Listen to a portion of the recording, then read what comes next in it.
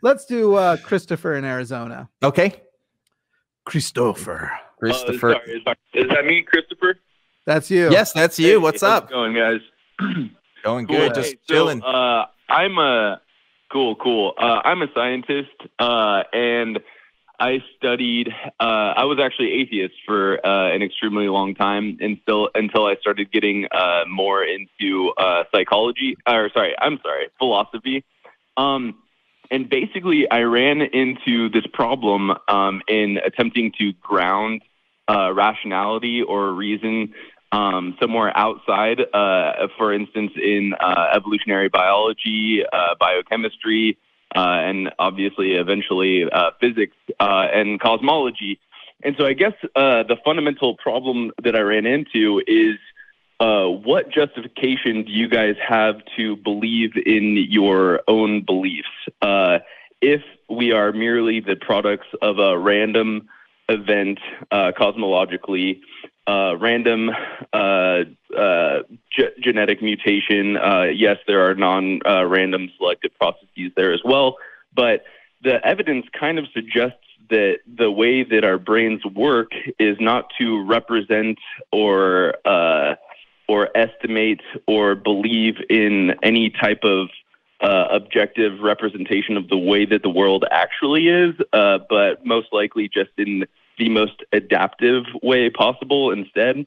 There's a cognitive neuroscientist at UC Irvine, Donald Hoffman. Well, hey, who makes Christopher, the case. I do want to posit to you that you've asked a question about 2 paragraphs ago. I can leave it at that. Yeah. I can leave it at that. Yeah. Yeah. No worries. Dan, you want to go? I just want to always make sure when the question comes, if we then throw more and more on. Go ahead. This kind of question is something that I think you and I, Jimmy, probably get asked pretty frequently about, like, how do we ground our own reasoning and things? And I think we've answered it like 100 different ways, or at least 100 different times. But like, I hate to answer your question with a question, but I don't know how religion solves that issue.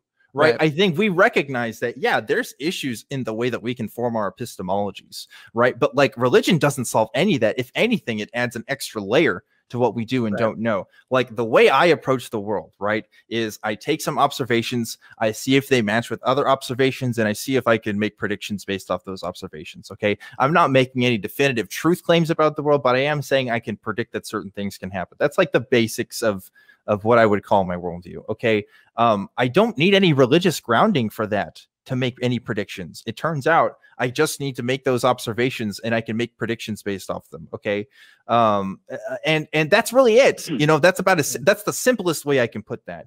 To add a God belief, or to add that I need some sort of construct outside of myself to really make true, quote unquote, sense of the world, it's just extra. It doesn't really add anything new to my life. And it doesn't tell me anything new that I couldn't figure out through the methods I already have. And that's methodological naturalism right there. That's what I use to kind of figure out the world, but only because I haven't found anything else that can tell me anything better. I mean, have you, Jimmy? Yeah. Well, and so the thing with adding the God to this problem is you haven't actually added a layer of like, oh, now we actually can trust we're not just brains in jars, or that we're not being finagled. But now I can find a collective of people, and my confidence can be boosted not from evidence, but the knowledge that a lot of other people believe this. It's not actually useful to that end. Kind of like it's really just the same thing as these people who are like, oh, I started believing because I realized, the watch in the sand or whatever, everything that is created or everything that exists must have a creator. And then you go with the like, oh, cool. So who created God? And they're like, well, God doesn't need to have a creator. And then you ask them to justify it, and they basically never can, or they come up with another ridiculous word problem. And the thing that I understand all of that, but what I guess I'm more getting at is that you very likely hold materialist views of cosmology and evolution, which seem to directly undermine your own ability to believe in your own rational beliefs. So I'm just wondering how you go ahead and present me. Give me one of my beliefs. Give me one of the things I believe about evolution that would interfere with my belief in, or whatever example of of what you're describing. I'd be curious to know too. Okay. Can I ask one more follow up? Are you guys determinists, or do you believe in free will? Well, wait. Why does that matter? Because you said you know our beliefs. Yeah, So, and even here, well, I'll answer the question. Okay. I have an answer of what I suspect to be the case based on my observation of other science. However, I'm not going to claim it as a fact or as knowledge, and I definitely don't go and debate that a deterministic universe must be what universe we have. However, it seems to me likely that if you were to replicate the Big Bang in another place, which is, I understand, since space doesn't, I understand the concept of another place doesn't make any sense. But if you were to replicate the Big Bang exactly as it happened and then move forward the same amount of time, we're having this same pedantic conversation again. But anyway, go. So what is? But what's an example of if instead of going in with determinism, why not go with biology? Okay, sure. Yeah, we can go with biology. So there's a ton of evidence that suggests that basically that all of our cognitive processes, all of our mental representations, all of our beliefs, all of our perceptions, all of our social discourse or whatever are basically not representing the way that the world actually is, but they're just the most adaptive way, or they're competing with other adaptive ways of existing. And Christopher, what is the biological belief I have? Because this is what you said. What is a belief about biology that I have that contradicts my worldview? That's what you said is the thing you could. I don't need any of these other things. It would be that your brain isn't it did not evolve to hold true belief, but actually intentionally misrepresents the world in an adaptive way, which kind of undermines your reason for believing in any type of truth. This reasoning, this is Alvin Plantinga's point, right? The Christian apologist Alvin Plantinga, who talks about, the problem with evolution being that we may not necessarily be evolved to understand the world as true, but rather what's like evolutionarily advantageous for us, right? So that's kind of this criticism that he makes. So the response really is, that's a suggestion. And I don't like, there's just no real way to demonstrate that, right? Because we're stuck with the things that we have regardless. And it's more of a philosophical quandary rather than, anything substantial that we can really look at. And even if that's true, again, there's just no way to really demonstrate to be false or not. So that doesn't necessarily mean there is. I mean, you can look across different species and see the way that they represent the world and see that that's methodological naturalism, though. That's using our reasoning. Yeah. So also, we're stuck either way. I love this appeal to essentially like a Star Trek. Hang on, Christopher. Hang on. I love this philosophical objection because it reminds me so much of Spock tricking the computer, where it seems to me that even rationalizing that concept means you have to make an exception for yourself, and you're just going with the I never lie, but I'm lying when I say that. Oh, cannot compute. This is just so confusing. And you're literally saying like we're incapable of actually conceiving truth. We can only conceive adaptive truth. That would only be the case if I held your beliefs about biology and cosmology that lack any telos. Okay.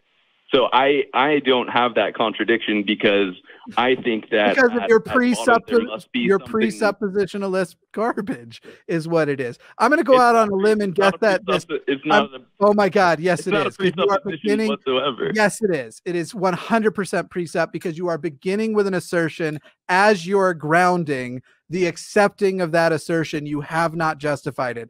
It is full on. And this is why I think I can guess, Christopher, that not only have you as a scientist looked into it, that you didn't just come away with now going like, so then I couldn't rationalize it, so now I'm a deist. Answer honestly, Christopher, are you a deist or do you accept an Abrahamic God? It's not a presupposition. It's a fundamental axiom that I have found that we all assume. Like it's a precept. It's something that you can't not. Are you assume. A Christian? Yeah, but it's Christopher. Not in any sense that most 99% of Christians in America would agree with. Right. You do realize you just said yes, though, right? You can just do Sure. that. Yeah. Yeah. Okay. Why should we believe in Christianity? Because honestly, I'm tired of the precept thing, and it absolutely is that. And so you disagree. You acknowledge that you have other presuppositions. Christopher, why should we believe in Christianity? In order to even conduct science, you must have presuppositions about the world. Do we not really hang up on people on Talk Heathen? Because I feel like this is like the 5th time that I've asked a question he won't answer. And I just, as soon as it was like, are you a Christian? We could go ahead and let this call go. No, I already did. Yeah, but I'm just tired of it. It's literally just like, you aren't trying to engage in the conversation. You're trying to justify your precept, and you can't, because you're literally going, guys, what if I just start with the assertion? And it's not even, there are ones where I'm comfortable with people going like, let me just start with the presupposition that I exist. All right, I can give you that one. Sure. I get why we can't go, a layer behind that one. But this, oh my God. Anyway,